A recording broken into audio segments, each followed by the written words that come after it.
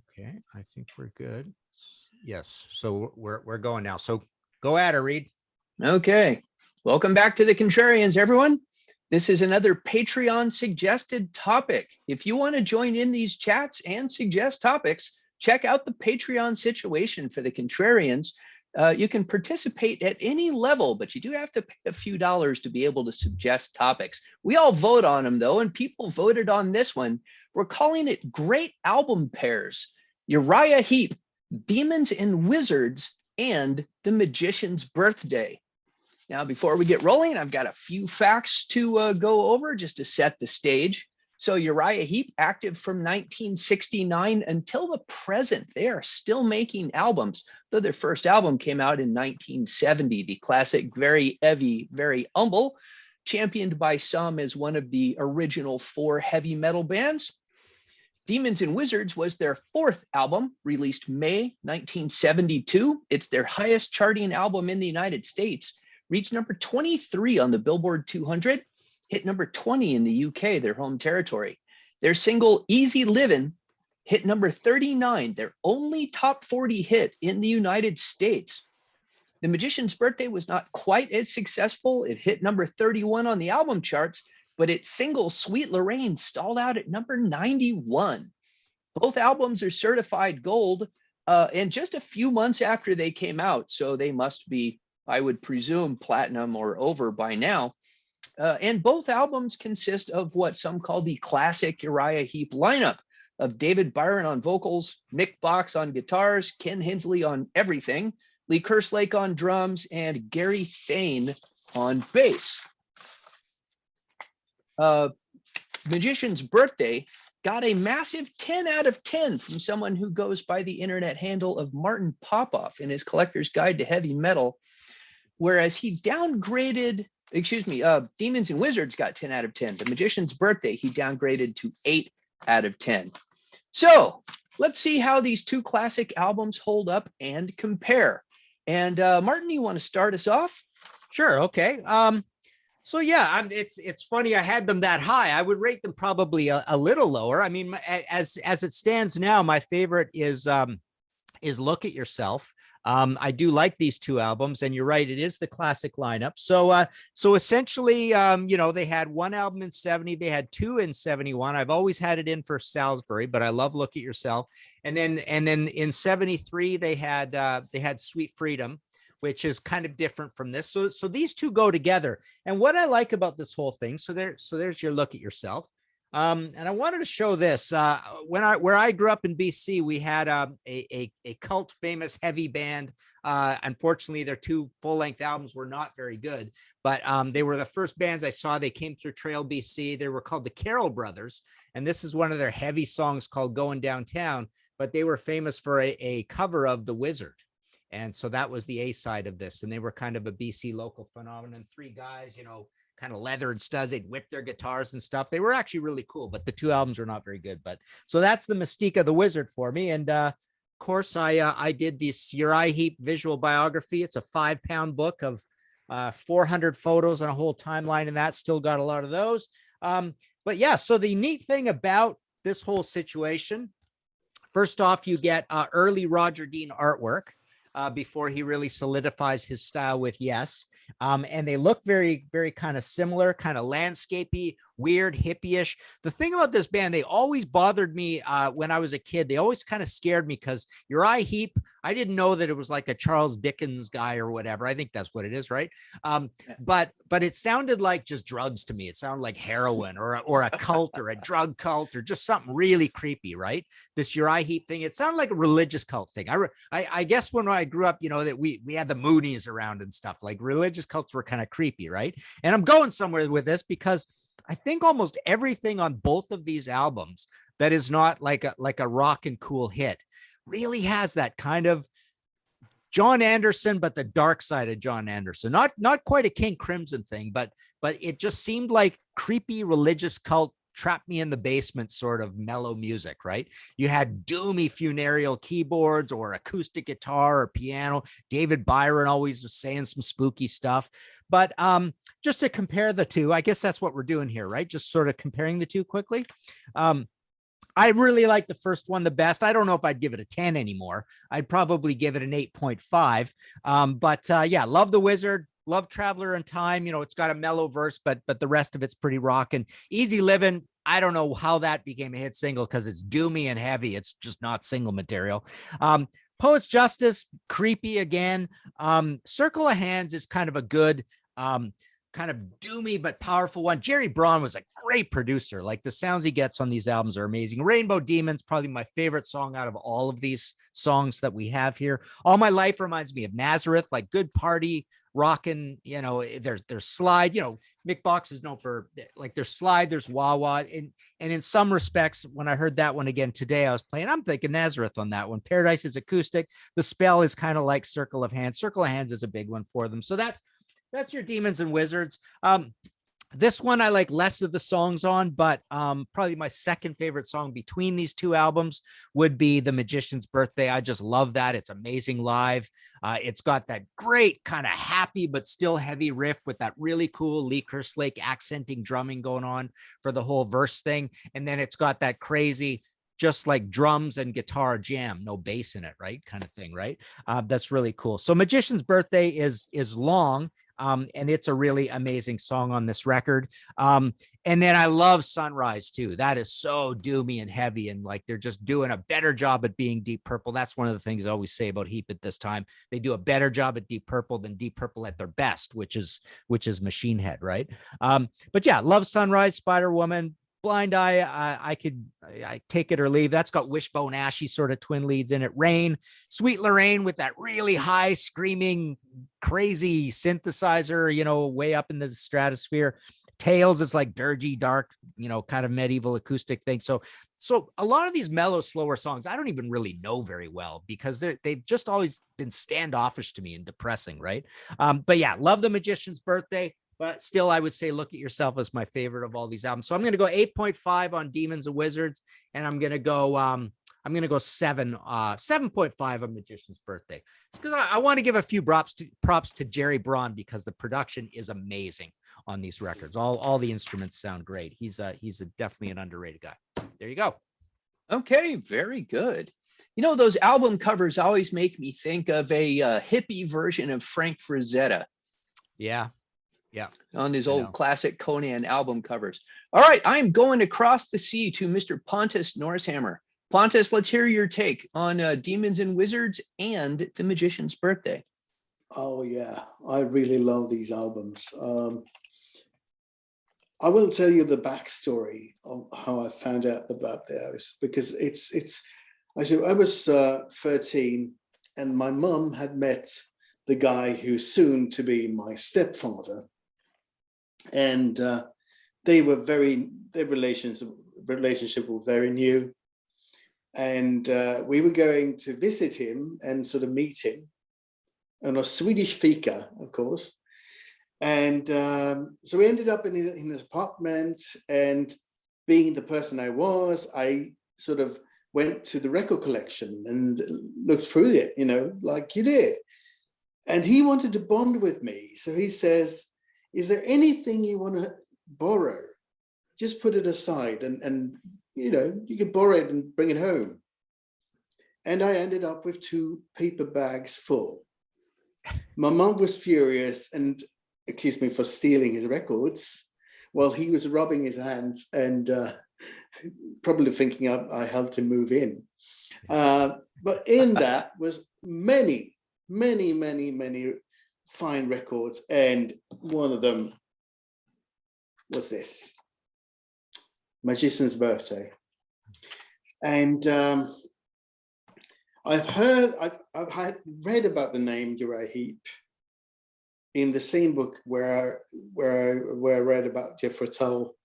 Actually, there was a stand-up in that collection as well.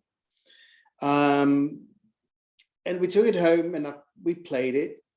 And I must say, by the time I've heard Machine Head and In Rock and Fireball, and it was like, oh, here's another band, here's another English band that sounds that way with guitars and organ, keyboards, a great great vocalist in David Byron, but you know, Lee Kersley's drumming and a great bass playing from Gareth Fane.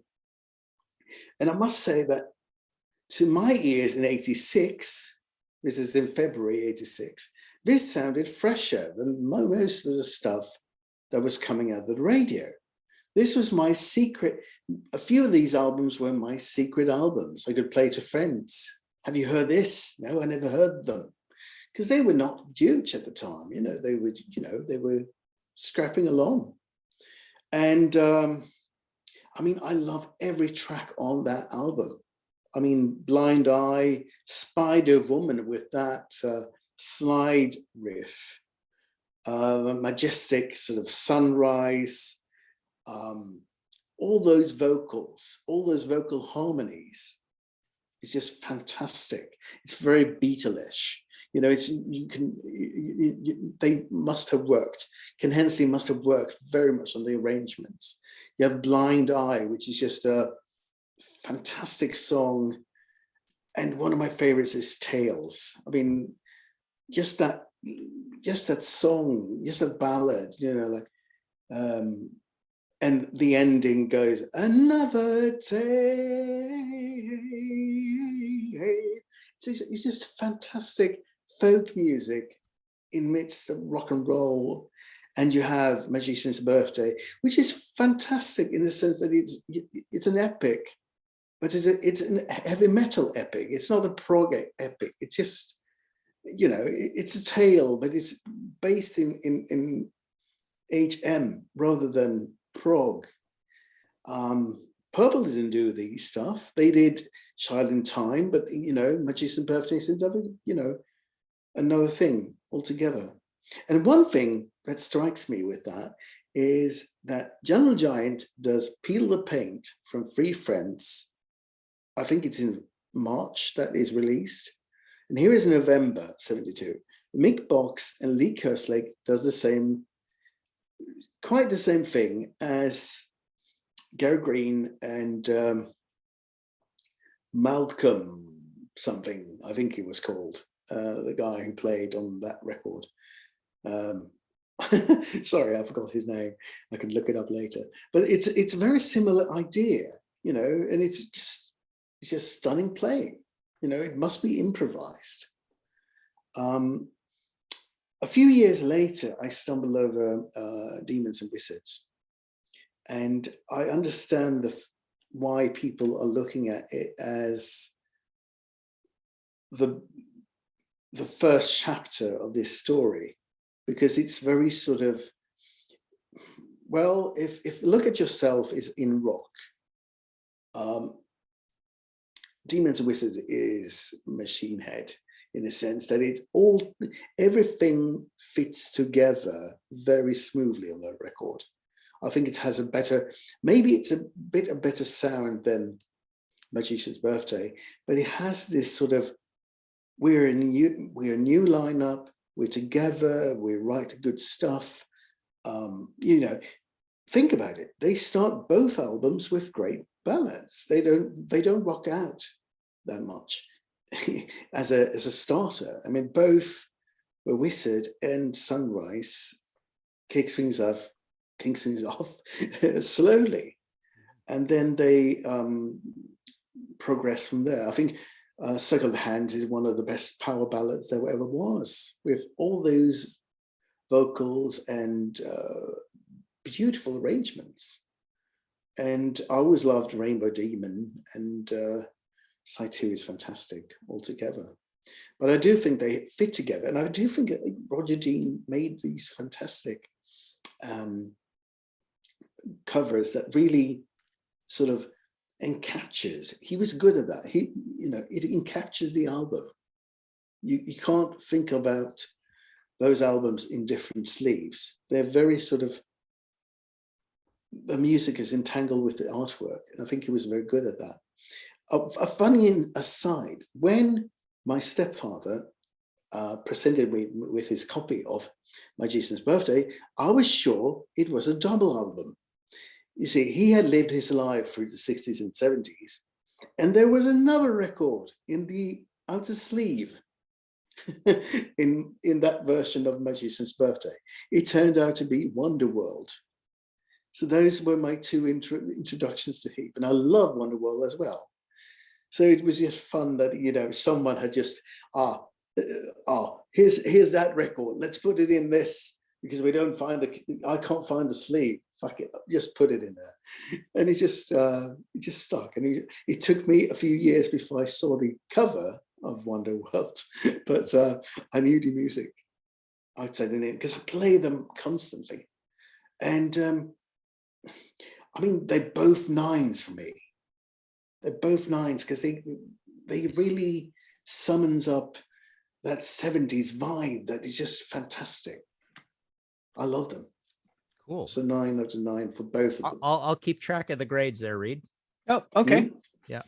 So I'll say right up front, this is not a chat that I'm going to be presenting much. I do have the occasional comment to insert. So this seems like a time for one of them. Somebody who knows more about this band, tell me, in the song "The Magician's Birthday," is that a kazoo solo?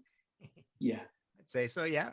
Is this the only heavy metal song ever with a kazoo solo? Sound like it. I think there's some kazoo in the Bears Aches and Pains, Adrian Belew, this really amazing solo he does with bike wheels and piano and all, or like bike you know, what are they Right. called? Well, I mean, Adrian But, Belew is famous as the strange noise guy. So kazoo, I could see from him. When the kazoo hits in Magician's Birthday, it always leaves me going, what am I listening to? Toronto Tontos doesn't have kazoo, but I don't think it's kazoo, but I think it has the penny whistle thing. Oh, okay. Yeah. There is another example, and that is Freak Out by Zappa. There's a lot of kazoos in it. Does that happen to be an album with Adrian Belew playing? No, It's an old one. Okay. but he joined later on. Yeah, So okay. he might pick it up. All right, so I don't want to divert us too much. Uriah Heep, heavy metal kazoo. You thought it wasn't the thing. Good. All right, Bill, I'm going to go over to you. Give us your thoughts on these two albums. All right. Greetings, gentlemen. Greetings. I have a little bit of a hard time justifying this as a contrarians topic, really. But I guess you could say, in a way, Heap is kind of a contrarian band because they are kind of that B-grade version of the more popular bands of that time. I was doing a little background on this, and I was shocked to find, if this is accurate, that Uriah Heep in the United States have, for their career, sold 4 million records. That boggled my mind, for considering how many albums they've put out. That just seems crazy to me. Apparently 40 million worldwide, but here in the States, though, they are definitely an afterthought. So there's my justifications for these as a contrarians topic. It's weak, but I'll do it. The general idea was basically stolen from Peter's Album Wars Kansas topic that was recently done, with just a slight twist. And the idea here is,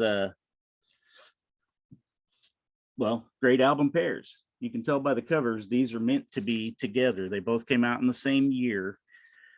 The quick background for me on this, my parents had the albums when I was younger, but parents split up into the early 80s. I'm a teenager in 1984. And an acquaintance comes by needing cigarette money, knocking on my basement bedroom window, and offers to sell me 6 records for cigarette money. So I actually got 3 great album pairs there.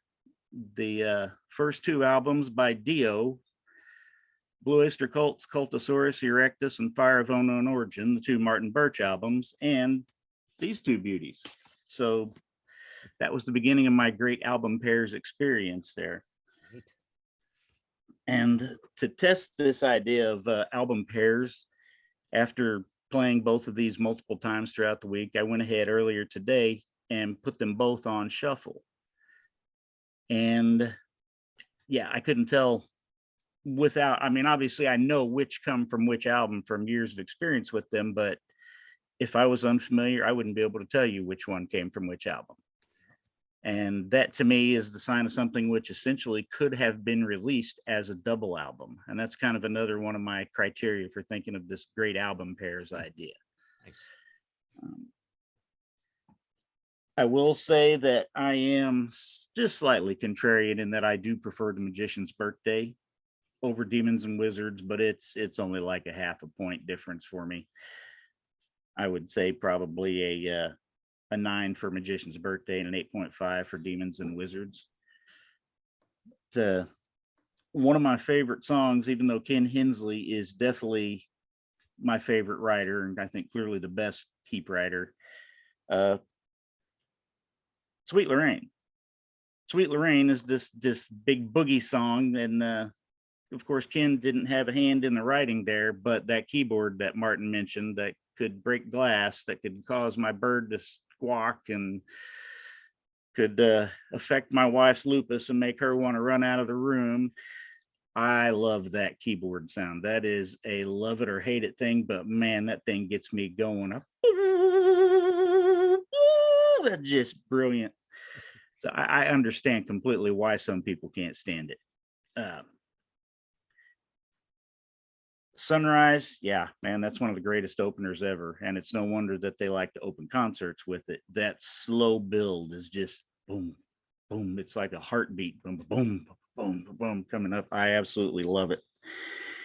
And another one that caught my interest that usually is one of my lesser favorite songs off of The Magician's Birthday is Spider Woman, which everyone but Hensley had a hand in writing. So another non-Ken Hensley song surprisingly got my attention. And the main thing that got me there was that Gary Thane bass throughout Spider Woman.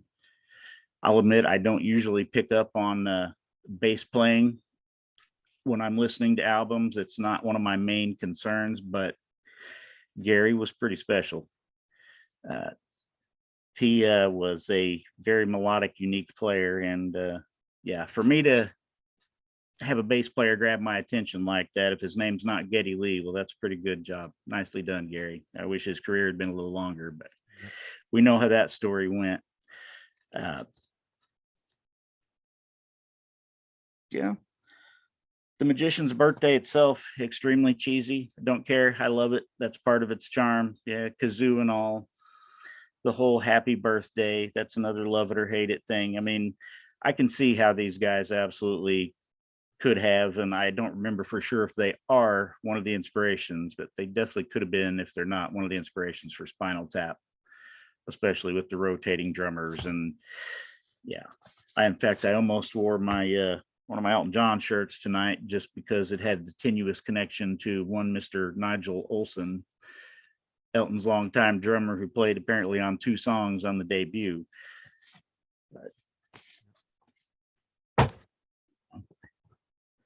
So I don't frankly have much in depth to say about these albums. I just thought Uriah Heep needed a little more love, since the last thing I saw on the channel was the Abominog episode sometime back.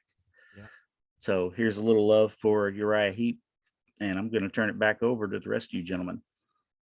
Can I just add something quickly on a factual basis? So yeah, I love that idea about the double album thing, but yeah, both of these have Peter Gallen engineering. Both of them have Ashley Howe as assistant engineer, and both of them are recorded at Lansdowne. And yeah, they came out 6 months apart. So that's why they sound so similar, I suppose, right? Okay. Thank you, Bill. Well, I have to say, Sweet Lorraine's an interesting song. To me, Uriah Heep were always the dirty old hippies of the early heavy metal bands, and the song Sweet Lorraine is ground zero for that. That sounds like it could have been in an early 70s exploitation film soundtrack, much more so than the other songs on that album. I won't be any more explicit than that. So let's move it down to David. David, what have you got for us on these albums? All right. Well, for starters, I want to let you guys know that I have been a Uriah Heep fan going all the way back to December of 2022. This is the fool's journey I'm on. Okay, so It's not that I hadn't heard of Uriah Heep. I probably heard of them sometime between a decade or two ago. And because I don't really hear a lot of songs on the radio when I was younger, I didn't really have and the albums weren't in my household, so I really didn't have an outlet. When I first heard about them and I was getting into classic rock and all that stuff, I just could not understand why it wasn't connecting with me. I saw the Roger Dean artwork. I love fantasy stuff. I love all that that was going on in the early 70s and stuff. So on paper, I should have been in love. And then I guess what is the big takeaway from all this is that it finally clicked with me this month. When this chat showed up, I said, well, let me challenge myself and listen to something that I think I would probably grow on me at some point. And it did. It grew on me big.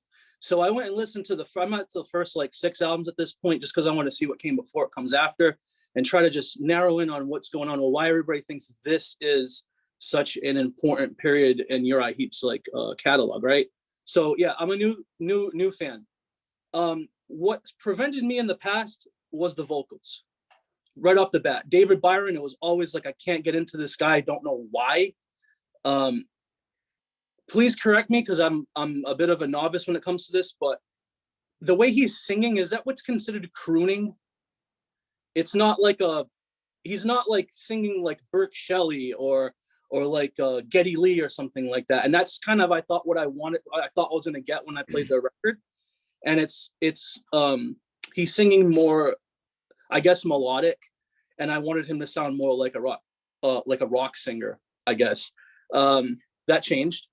So that grew on me. Second thing was the organs, like the Hammond and the keyboards and stuff like that. I always had an issue with it sounding too much like Church. I couldn't get into Deep Purple for a long time because of it. I couldn't get into ELP. That changed. I love the way that the Hammond sounds on a lot of these songs at this point. So as soon as I could flip around, if anybody is kind of like being apprehensive with Uriah Heep because of David Byron's lyrics or the keyboard or something like that, there's gold in them hills. There's some real good stuff here. What I expected it to sound like back then was like a Hawkwind type of sound, or maybe like a Budgie, just a lot more riffing going on and a lot more like, I guess, more psychedelic. And instead there are a lot of moments on these albums where it goes off into, which I mean, it happens on Budgie too. There's always like a couple songs that are kind of slower on it. But there's a couple of songs where they're just going into ballad territory, or it's soft for a while, and then it gets cooking for a bit, and then it might go soft. I'm not really listening to Uriah Heep for that. I'm listening to them for like the whole dark and doomy elements of it.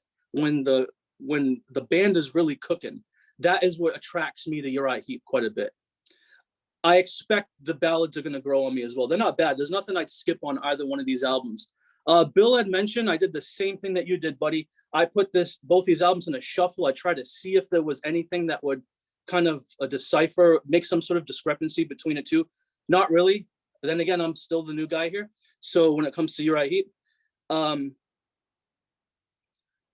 I think that my favorite songs on these albums are the ones, I think Blind Eye. Tales is really cool, even though it's a little bit more mellow. It has that underwater, like Drowse by Queen thing going on. And I kind of dig that. This is on Magician's Birthday. Sorry for not saying that. But the last track on Magician's Birthday, that's probably my favorite Uriah Heep song. I was not expecting to like that song as much as I did.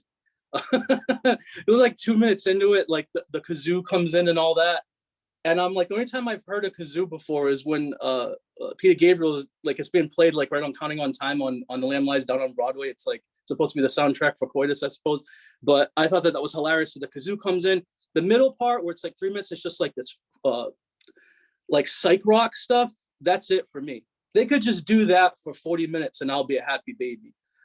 Like that stuff right there. So I guess I'm trying to figure out why a person would want to get into Uriah Heep if there's a casual fan of this period, and what exactly is the code to crack that would make someone want to listen to this. For me, I think it was Mick Box.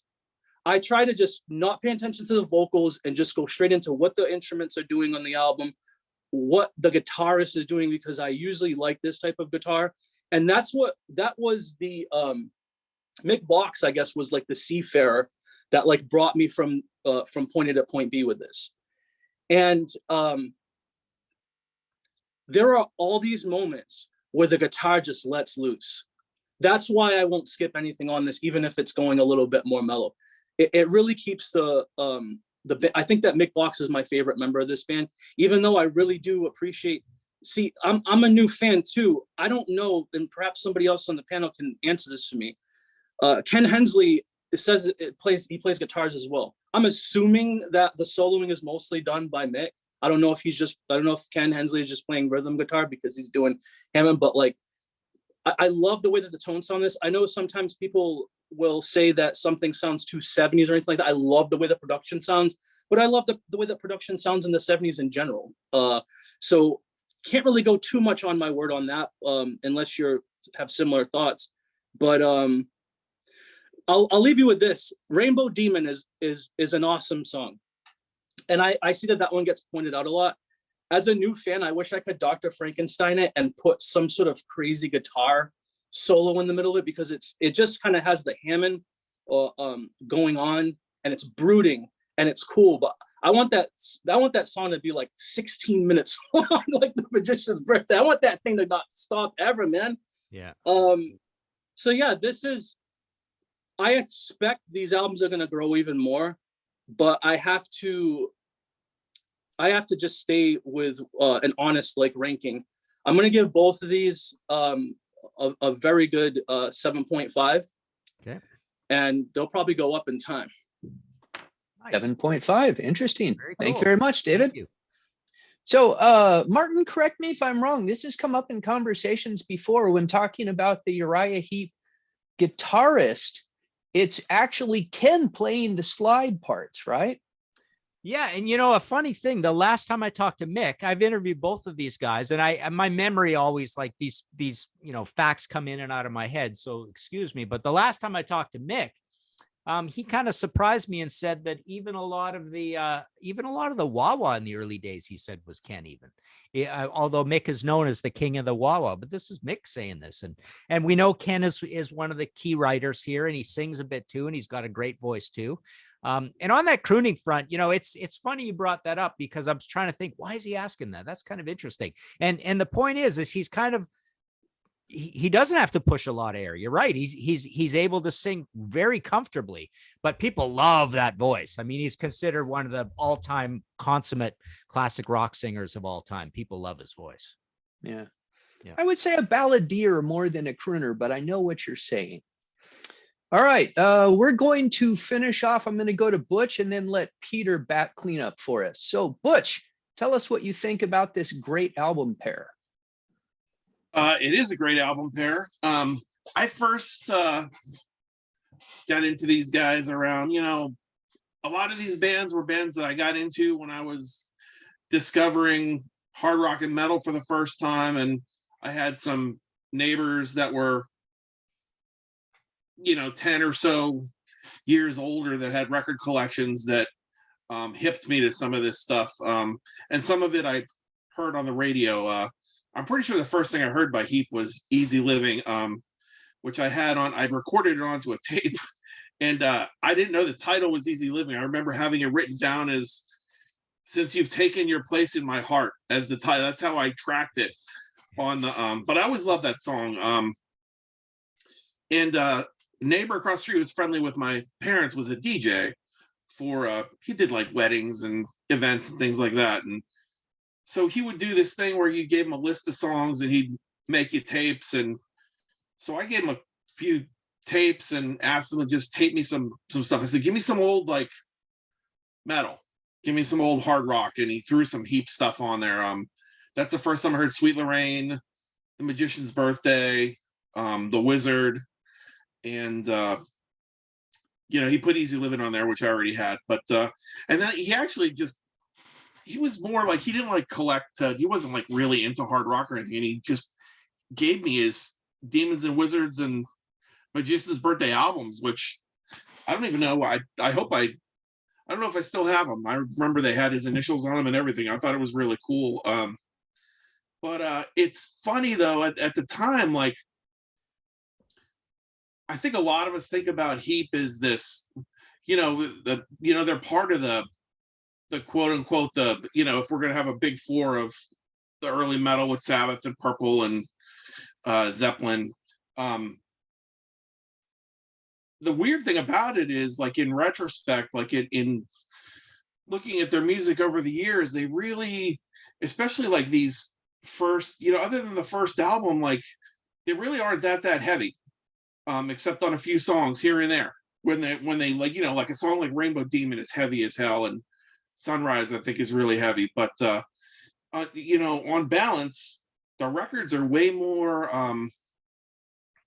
There's more diversity on them than and maybe that worked to their detriment in some ways. I wasn't, I didn't follow them in the 70s. I don't know if they were too diverse or something, like The Magician's Birthday was too cute by half or something like that. They were definitely, they definitely have their own sound. The whole Beach Boys and metal thing, that with the vocal harmonies. I mean, you could spot Heep right away with the vocal harmonies, and the way Hensley plays keyboards and Box with his, with the fuzz pedal and the wah. But yeah, I mean, I love these records, and I think I appreciate them more honestly now than I did then, because then I'd put the records on and I was listening to the albums for the heavy spots. I mean, I would put them on, and that song's cool, throw them on a mixtape or something, or put the record on the shelf, and I appreciated the heavier stuff at the time. I mean, I went out and bought all their records that I could get my hands on. But yeah, I mean, I think in terms of like I said, like looking at them as purely a metal band is kind of like a disservice in a way. I also like, over the years, I think up until the last few years, I used to kind of chuckle when people would talk about them being a progressive band. But then, really, as you listen to these records, there's a lot of progressive ideas on the albums in some of these songs, especially some of these longer ones. But I like the way they balance these records. I like that they go from these nice acoustic songs that like then have like more rocked up parts in them to, a straight up rager like Easy Living. And then, you got your more psychedelic, kind of like creepy sounding songs. But like I said, so my favorites from Demons and Wizards have always been, Easy Living. Still love it to this day. It comes on the radio, I turn it up. Rainbow Demon's a crusher. Like, I just love, as a doom metal guy, I love that song. There was a band called Serpent Cult from Belgium that did a cover of that was just awesome as well. And like I said, over the years, like I really appreciate this stuff, like Paradise and The Spell and Circle of Hands. Like, these are things like I'm really, it's cool that in a way that I didn't like beat these albums to death back then, because I'm discovering new things when I listen to them now, instead of just like, putting on the just listening to the rockers or whatever.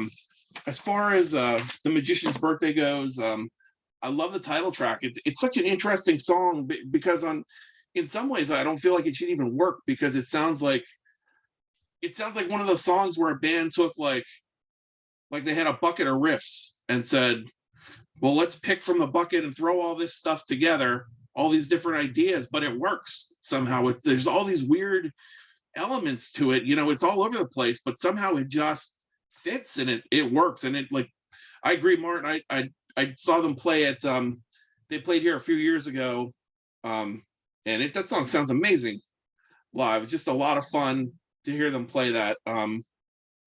Sunrise is my favorite Uriah Heep song of all time.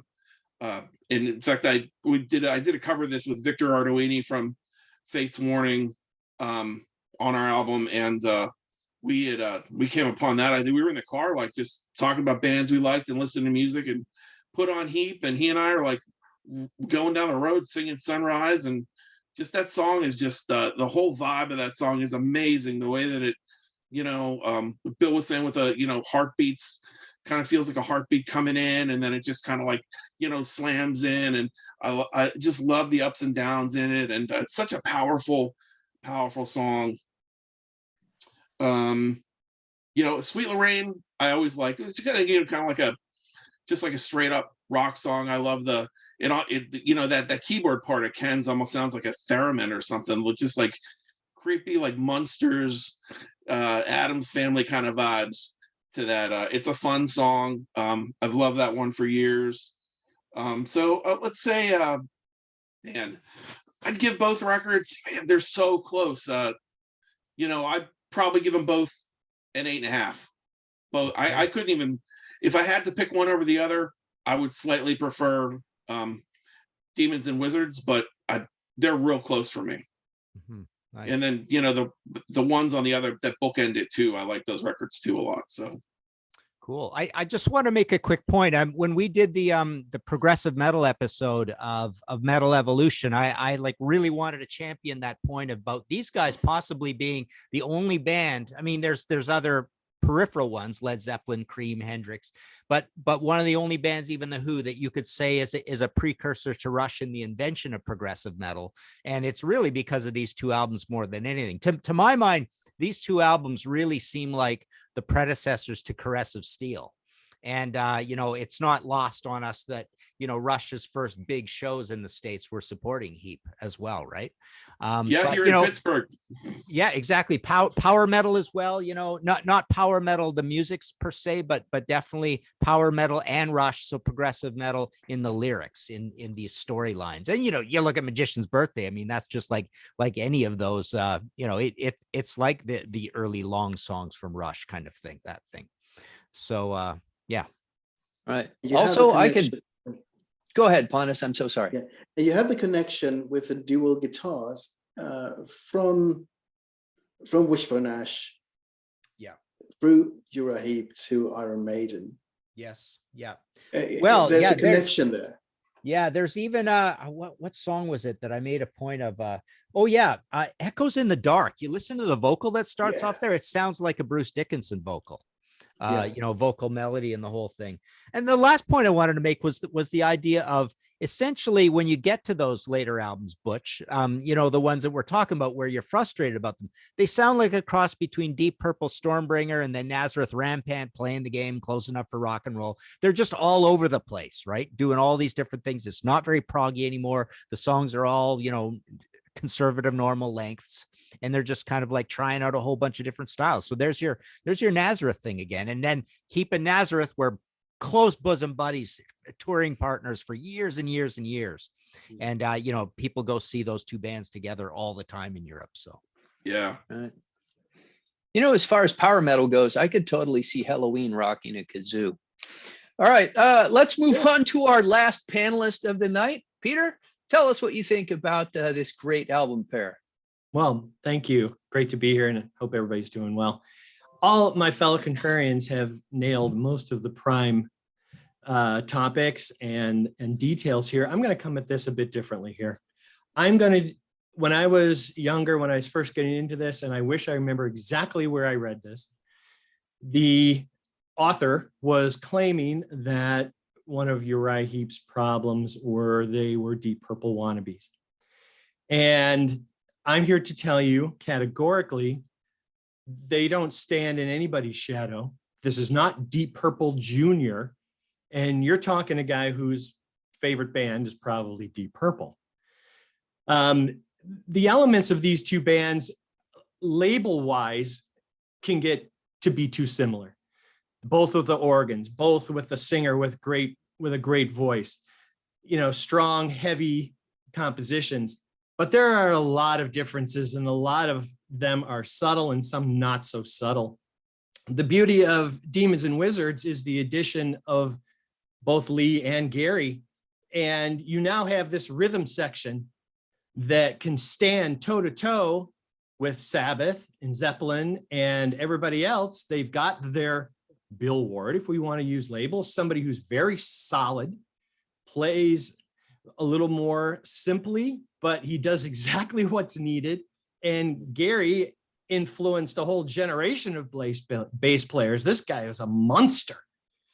And when we look at Ken's organ, yes, it's distorted. Yes, it's a Hammond, but he used a lot more of the, what I'll call church element.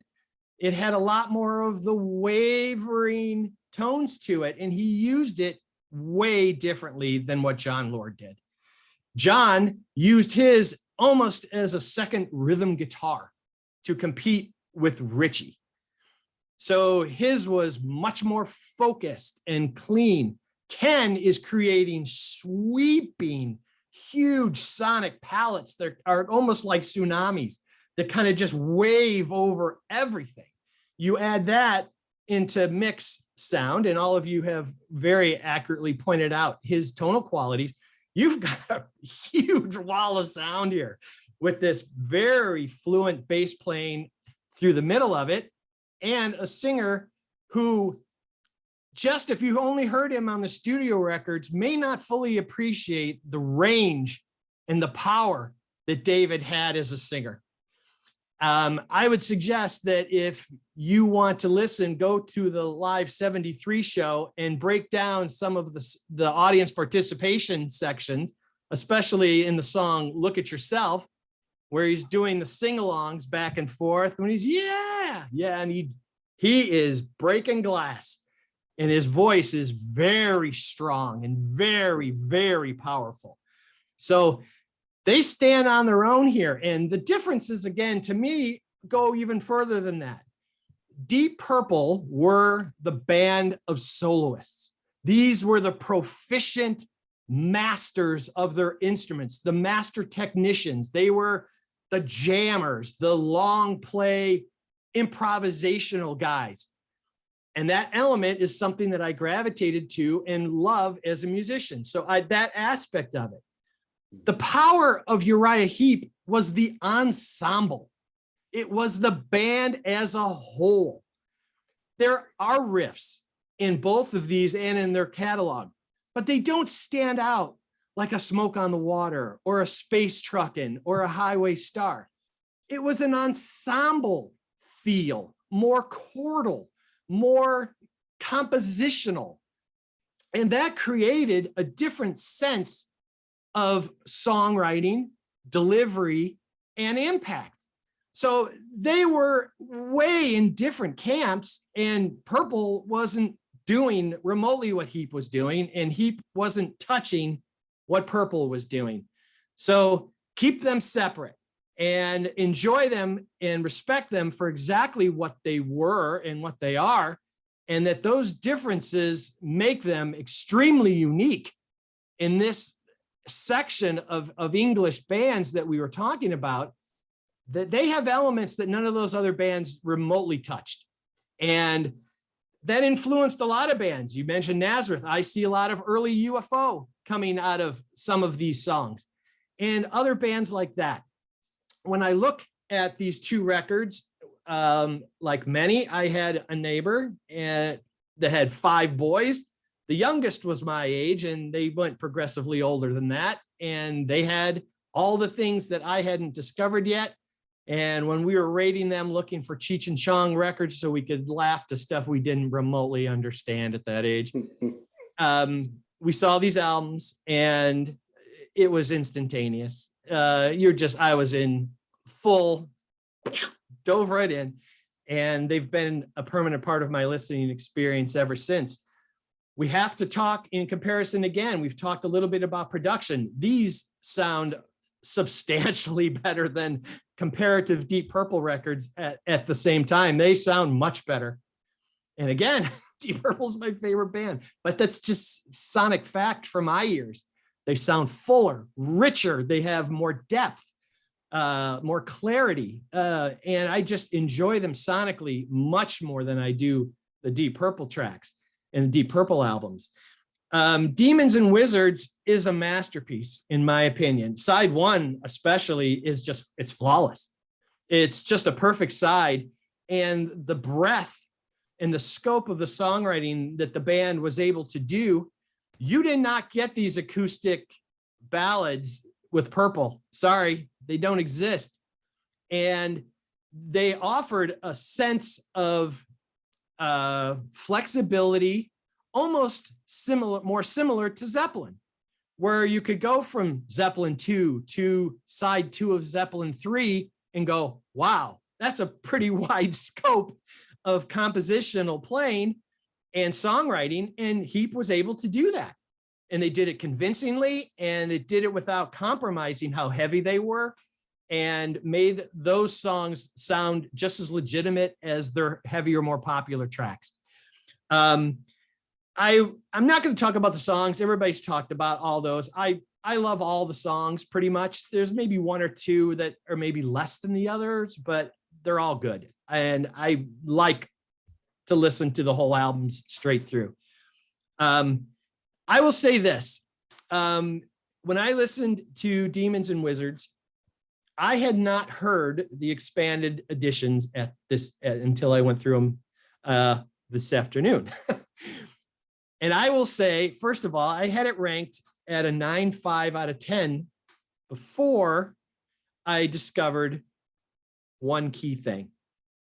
The song Why.